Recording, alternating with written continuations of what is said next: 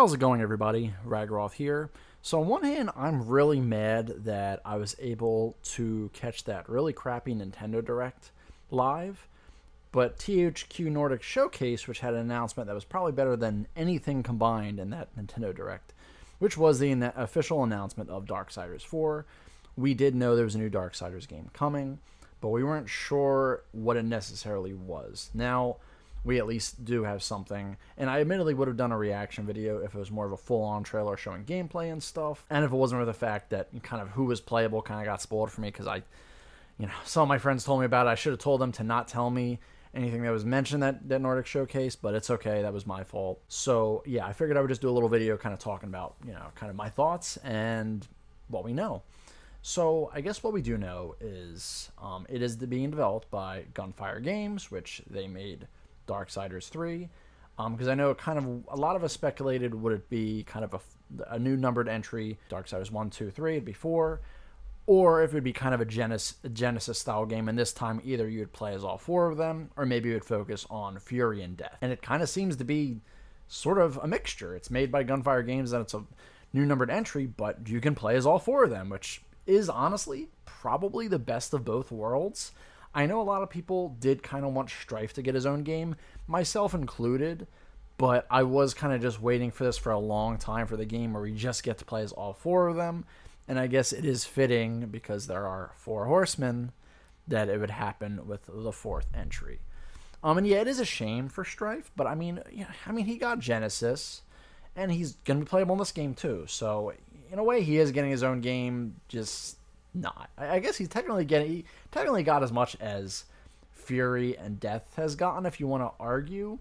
War is, I guess, kind of the one that has, I guess, gotten the most now, which I guess sort of makes sense. He's the initial poster boy. He's, the first horseman you usually always think. And we know it's going to be for PS5, Xbox Series, and PC. I'll probably get it on PS5.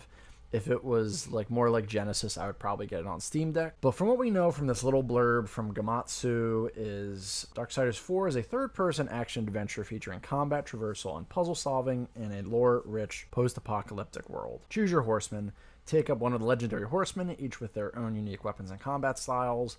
Cinematic combat, experience fast-paced, visceral action, blending melee, fluid traversal, and supernatural abilities. Expansive realms to explore. Journey through apocalyptic landscapes, each teeming with secrets, enemies, and mythic bosses. That's all we really know, but it sounds like it's more like Darksiders 1, 2, and 3 rather than Genesis, just from that kind of little blurb. It is really cool. It says, choose your horsemen. Take up one of the legendary horsemen, each with their own. So I wonder, I'm going to guess that, because it would be cool if all 4, picking all 4 would make things drastically different. But I feel like it'll probably just change some of the dialogue and, obviously the gameplay. And I'm sure they're probably going to just go off of what they did with Darksiders 1, 2, and 3 for War, Death, and Fury. Strife, they have a little bit of a basis to go off of. Genesis, I know it's a little different because he's never been playable in kind of the sort of third-person kind of hack and slash regard.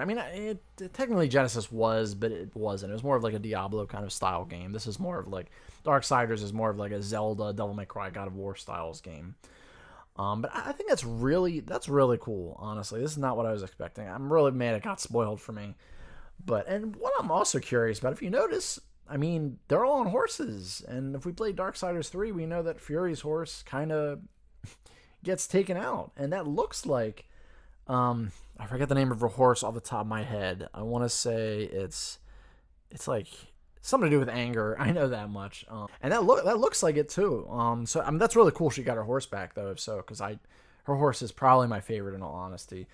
Though I never really got a great look at Strife's horse. So yeah, I imagine they're probably gonna be reusing some stuff from all 4 of the games. That's probably why this is even possible. Hopefully, though, with some new things, especially with Strife, kind of the one that has kind of had them, and maybe even with War 2. I kind of hope they kind of take a combination of things they did from Genesis and the numbered entries. I think that would be the best of both worlds.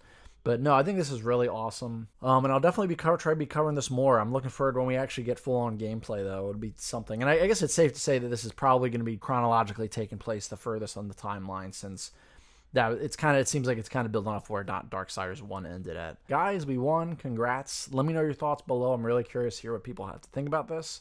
And of course, don't forget to like the video, dislike if you dislike it. Definitely consider subscribing if you like this video and some of my others. really help the channel out a lot. With that being said, thank you so much for checking out this video, and another time, another place. Keep being awesome. No, not alone.